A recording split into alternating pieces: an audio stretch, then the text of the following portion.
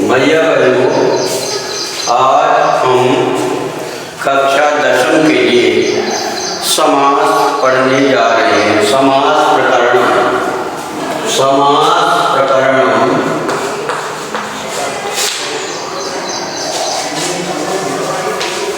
समास प्रकरण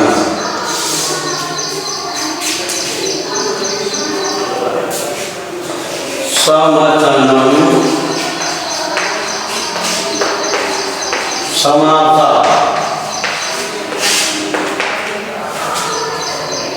जहाँ अर्थात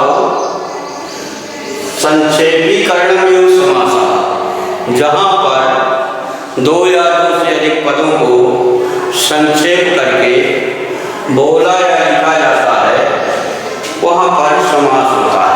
अथवा द्वयो पदयो अथवा बहुनाम पदानाम मेलनम समासा, जहाँ पर दो या दो से अधिक पदों को मेल होता है, वहाँ पर समास होता है। समास पत्ते समासों के बीच में पदों के विभक्तियों का लोप होता है।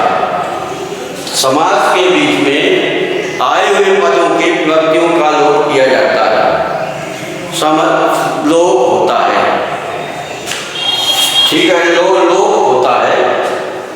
समास के तोड़ने को समास विग्रह कहते हैं। समास विग्रह कहते हैं। कैसे? राज्ञः पुरुषः, राज्ञः पुरुषः, राज्ञः पुरुषः बराबर राजपुरुषः, राजपुरुषः। इस पद में राज्ञः पुरुषः, इस पद में एक पद राज्ञः है, दूसरा पद पुरुषः है। इसका अर्थ होता है राजा का, पुरुषा का अर्थ होता है पुरुष। तो इस तरह दोनों पदों समास में आए हुए पदों के अर्थ अलग अलग होते हैं, किंतु जब दोनों पदों को एकत्रित करके मिला दिया जाता है तो वह एक सामासिक पद हो जाता है, जिसका अर्थ होता है कि राजा का पुरुष, राजा का पुरुष। तो कहने का तात्पर्य है कि समास में आए हुए प्रत्येक पदों का अर्थ स्वतंत्र होता है, एवं जब वह माने संक्षेप करके बोला या लिखा जाता है, वही एक सामासिक पद कहलाता है। समास मुख्य रूप से 6 प्रकार के होते हैं। समासः षड्विधा भवन्ति, समासः षड्विधा भवन्ति, अर्थात समास 6 प्रकार के होते हैं। समासः षड्विधा भवन्ति, नंबर 6 प्रकार के समास होते हैं। नंबर 1 तत्पुरुष समासः, तत्पुरुष समासः। नंबर 2 दिवु समासः, दिवु समासः। नंबर 3 कर्मधारय समासः, कर्मधारय समासः। नंबर 4 द्वंद्व समासः, द्वंद्व समासः। बहुव्रीहि समासः, बहुव्रीहि समासः। बहुव्रीहि समासः। अव्ययीभाव समासः, अव्ययीभाव समासः। इस प्रकार से समास के 6 भेद होते हैं। समसमम समासः, इस प्रकार से समास के 6 भेद होते हैं। समसमम समासः, इस प्रकार समास के 6 भेद होते हैं।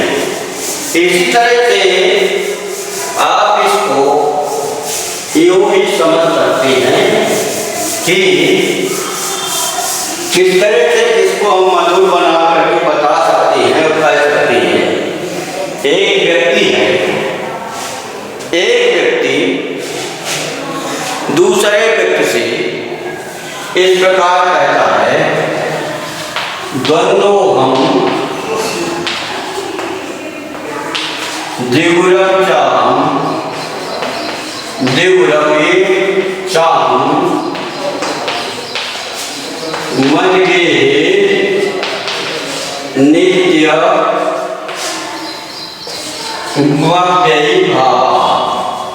मद्वयी भावः तत्पुरुष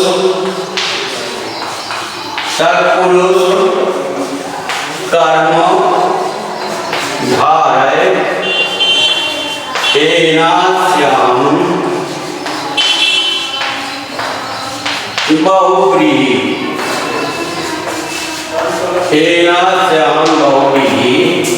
अर्थात द्वंद्व माने में द्वंद्व माने होता है जोड़ा। द्वंद्व माने में द्वंद्व अर्थात मैं जोड़ा हूँ। द्विगुणं चाहं मेरे घर में दो गाय हैं। मद्ये नित्यमव्ययी भावः मेरे घर में नित्य में धन का अभाव है। तत्पुरुष मन एक पुरुष कर्म कार्य कर्म करो एनास्याम बहुव्रीहि इससे मैं बहुत अधिक धन वाला हो जाऊं। यह समझिए कि एक व्यक्ति दूसरे व्यक्ति इस प्रकार कहता है कि द्वंद्व हूं मैं द्वंद्व हूं। द्वंद्व हूं माने मैं द्वंद्व हूं अर्थात जोड़ा हूं। तो आप ये जानिए कि जहां पर इस तरह से समाज में 6 भेद होते हैं। द्वंद्व माने नंबर 1 में तत्पुरुष, नंबर 2 कर्मधारय, नंबर 3 द्वंद्व, 4 द्विगुण, 5 अव्ययभाव, 6 बहुव्रीहि। ये इसका शाब्दिक अर्थ हुआ। अब आप इसी श्लोक से देखें और चले कि द्वंद्व माने होता है जोड़ा। जहां पर 2 या 2 से अधिक हो समानाधिकरण पद होते हैं। समानाधिकरण का तात्पर्य होता है समान अधिकार वाले, अर्थात जहां पर दोनों पदों का बराबर स्थित होता है वह द्वंद्व समास कहलाता है। यानी द्वंद्व समास 2 या 3 या 4 पदों का 6 पदों का भी होता है। इसमें कोई समस्या वाली बात नहीं है। कहता मैंने द्वंद्व जोड़ा हूँ तो 4 संस्कृत में कहा गया है। इसका विग्रह करते हुए माने संस्कृत में जब इसको विग्रह करते हैं द्वंद्व समास का विग्रह करते हैं। नंबर 1 में हम द्वंद्व को ही लेते हैं।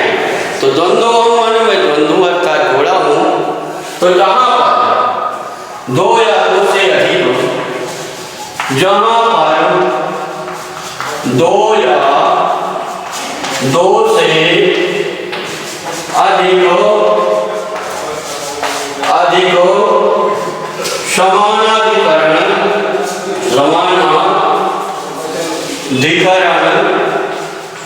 पद होते हैं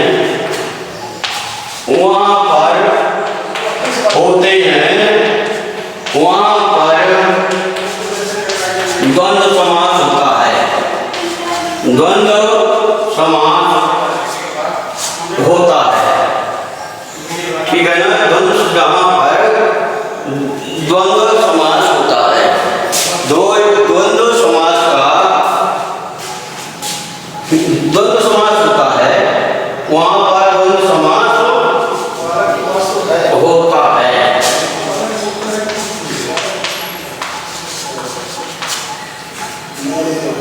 द्वंद्व समास संस्कृत में विग्रह करते समय पदों के बीच में 4 शब्द का प्रयोग किया जाता है।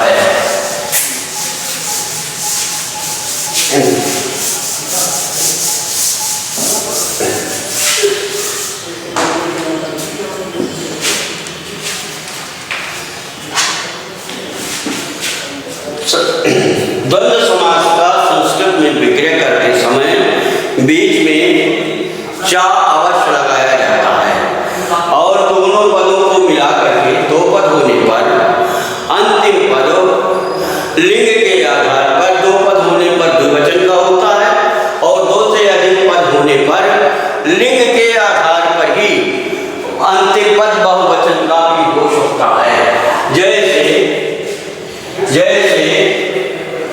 रामाचा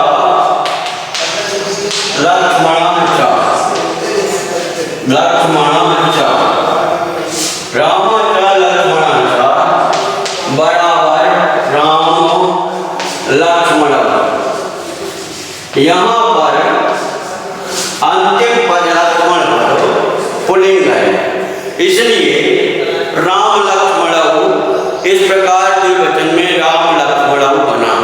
परंतु मैंने बताया कि जो पद अंतिम पद जिस लिंग का होता है उस लिंग के आधार पर पूरा पद परिवर्तित कर दिया जाता है। जैसे इसी के उदाहरण में आप देख लीजिए, रामाचा सीताचा।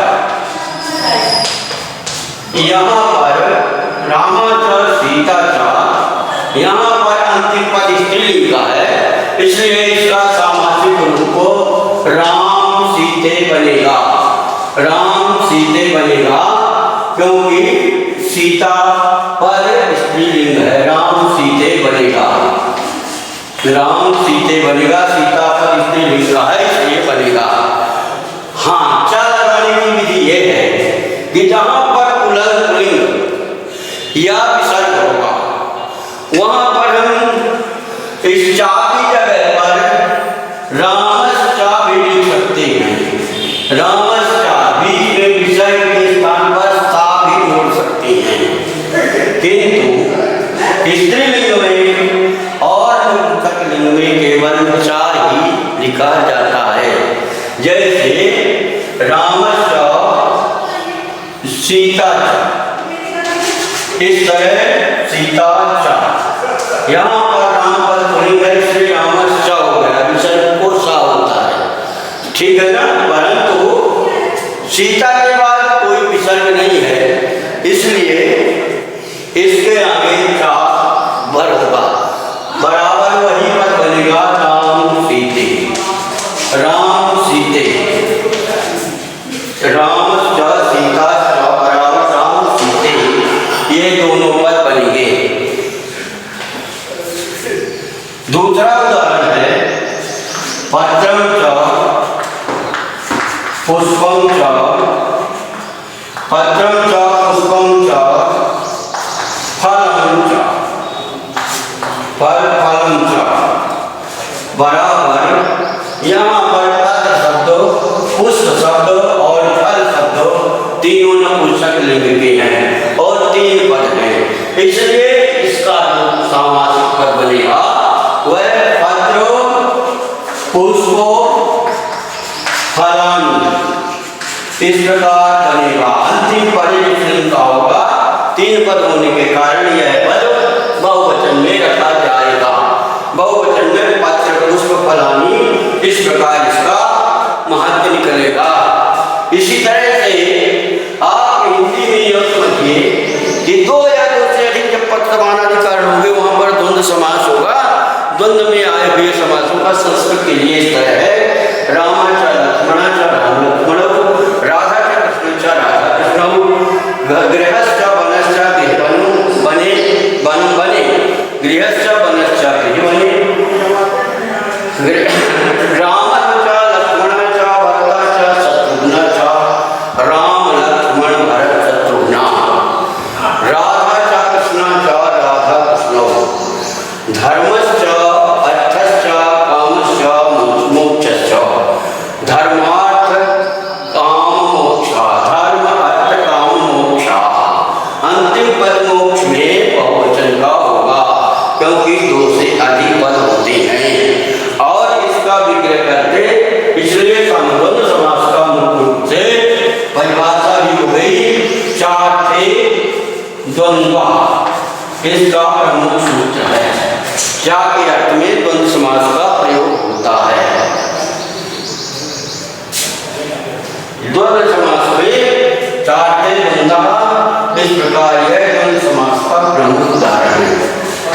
हिंदी में यह समझिए, घर बन, धर्म अर्थ काम मोक्ष, पाप पुण्य, दिन रात, भाई बहन, माता पिता, ठीक है ना। घर बन, कुर्सी टेबल, पेन पेंसिल, कापी किताब,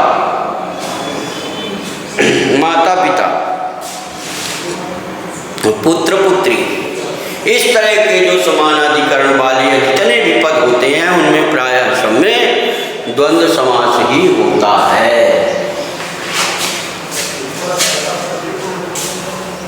इसके आगे का समास है जैसे कि श्लोक में बताया गया है कि द्वंद्वम द्विगुरक्षाम।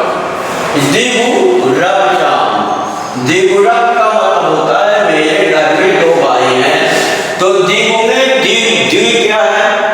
दो क्या है बच्चों? दो माने होती है संख्या, यानी संख्यावाचक सूत्र रहने पर दो ही माने होता है। द्विगुरक्षाम का मतलब होता है द्वि संख्या, संख्या पूर्वो द्विगु, यानी संख्या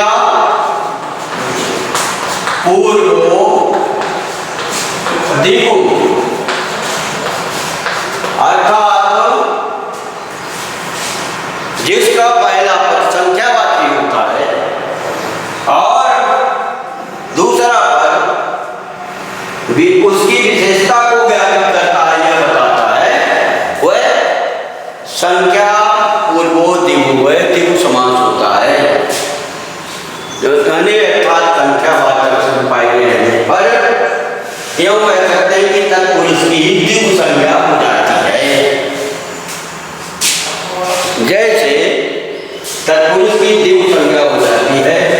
द्विगु समास का विग्रह करते समय प्रायः दोनों पद षष्ठी व्यक्ति के बहुवचन में रखे जाते हैं, माने दोनों पद षष्ठी व्यक्ति के वचन में बहुवचन में रखे जाते हैं और समाहार पद अवश्य जोड़ा जाता है।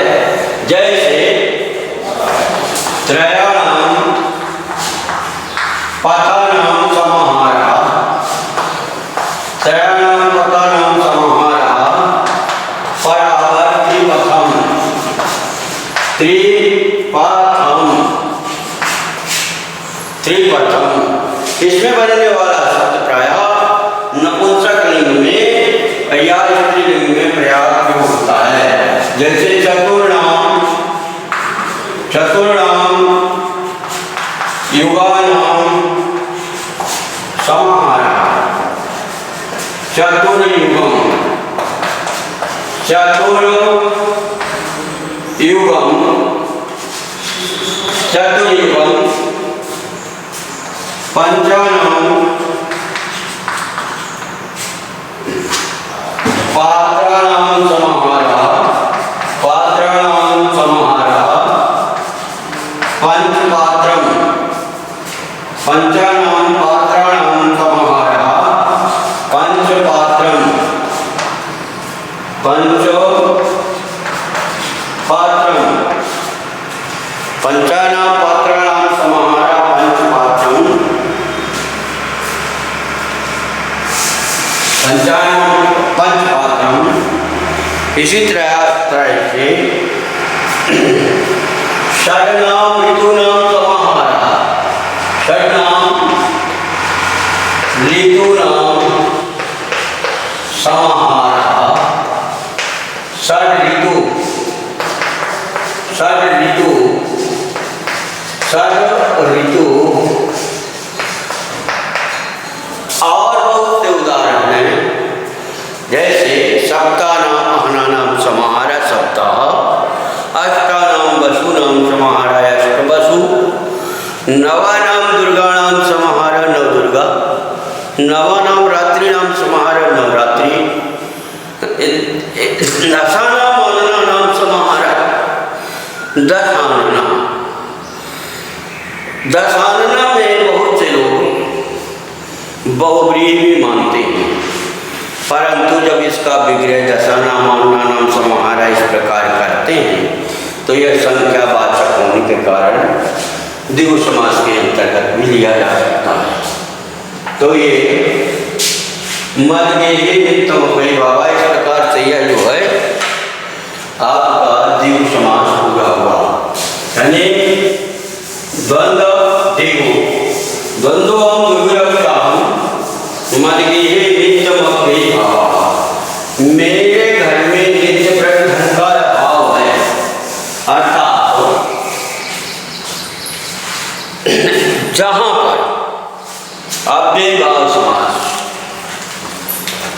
धन का अभाव है, अर्थात अव्यय माने होता है पहले, से पहले आपको अव्यय पढ़ने के पहले अव्यय जानना होगा कि अव्यय क्या होता है। तो अव्यय भाव समास का माने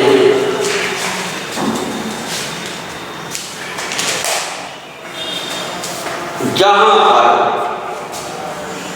पहला पद धन होता है या जहां पर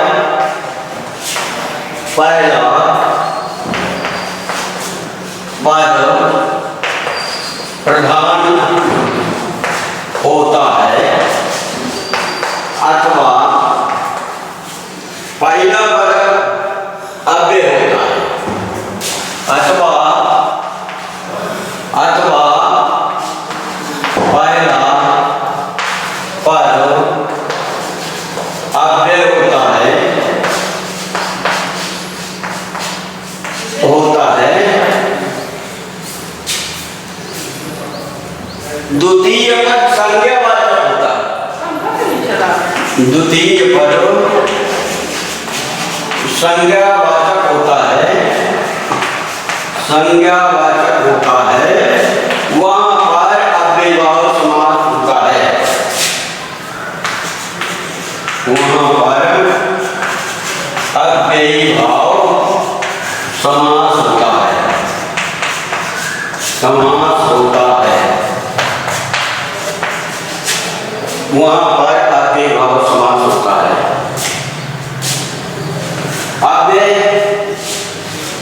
अव्यय जानने के लिए जो शब्दांश भाई अव्यय भाव समास के पहले पढ़ने के पहले अव्यय पढ़िए। अव्यय जो शब्दांश हो अव्यय अव्यय होते हैं, अव्यय सदिशं त्रिलिंगेषु त्रिषु लिंगेषु सर्वासु विभक्तिषु सर्वासु विभक्तिषु वचनेषु शब्देषु यन्नवेति तदव्ययम्। वचनेषु सर्वेषु वचनेषु सर्वेषु यन्नवेति तदव्ययम्। यन्न वेति तदव्ययम् अर्थात जो शब्दांश संपूर्ण लिंगों में संपूर्ण विभक्तियों में सभी कालों में सभी लकारों में संपूर्ण वचनों में और सभी जगह एक समान रहते हैं, जिन शब्दों में किसी प्रकार का कोई विकार नहीं होता है, जो शब्द घटते बढ़ते नहीं है, अर्थात जिनमें किसी प्रकार का कोई परिवर्तन नहीं होता है, ऐसे शब्द अव्यय कहलाते हैं। जैसे हिंदी में कहिए कब इस शब्द में कोई परिवर्तन नहीं होता है, कब इस प्रकार के पद में कोई परिवर्तन नहीं होता है। देखिए वर्तमान काल में पानी कब गिरता है, भूतकाल में पानी कब गिरा था, भविष्य काल में पानी कब गिरेगा। एक वचन का हो गया, द्विवचन में वही दोनों कब जाते हैं, वही दोनों कब पढ़े, वही दोनों कब पढ़ेंगे। द्विवचन में प्रयोग करें, कोई कब का अंतर नहीं हुआ, वही सब कब पढ़ते हैं बहुवचन में, वही सब कब पढ़ेंगे, वही सब कब पढ़े थे बहुवचन में भी। इस तरह कब में कोई परिवर्तन नहीं होता है। इसी तरह हमारे यहाँ संस्कृत में एक अव्यय प्रकरण है, तो अव्यय प्रकरणों में जो शब्दांश शब्दों के जिन शब्दांशों में कोई परिवर्तन नहीं होता, ऐसे शब्दांशों के लगने पर जो समास बनता है वह अव्यय भाव समास कहलाता है। अव्यय भाव समास में पहला पद प्रधान होता है,